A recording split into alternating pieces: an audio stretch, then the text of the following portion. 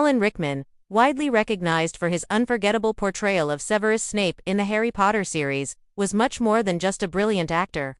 Beneath his captivating performances and stern on-screen demeanor lay a complex, deeply compassionate, and surprisingly private man whose life was full of fascinating, lesser-known facts that paint a bittersweet picture of a true artist. Born in West London in 1946, Rickman's early life was marked by hardship. His father died of lung cancer when Alan was just 8 years old, leaving his mother to raise 4 children alone. Despite the family's financial struggles, Rickman showed early promise in the arts. He excelled in graphic design and initially pursued that path professionally. It wasn't until his late 20s that he fully committed to acting, enrolling in the Royal Academy of Dramatic Art (RADA), a decision that would change his life and the world of cinema forever.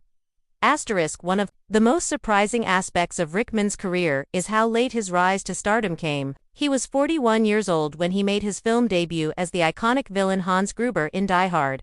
The performance instantly made him a standout actor, known for his eloquent voice and unique ability to bring depth to even the darkest characters. But many don't realize how much thought and care Rickman poured into each role.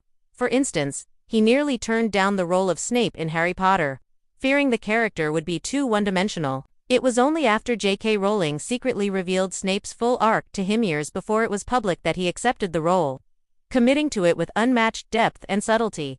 Behind the scenes, Rickman was known for his loyalty, kindness, and support of younger actors. He often mentored up-and-coming performers and maintained close friendships with his co-stars.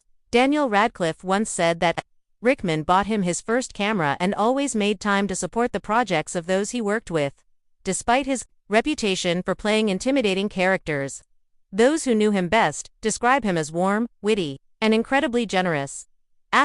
What makes his story even more heartbreaking is how privately he battled illness. In 2015, Rickman was diagnosed with pancreatic cancer, a disease he kept secret from the public and even many of his colleagues.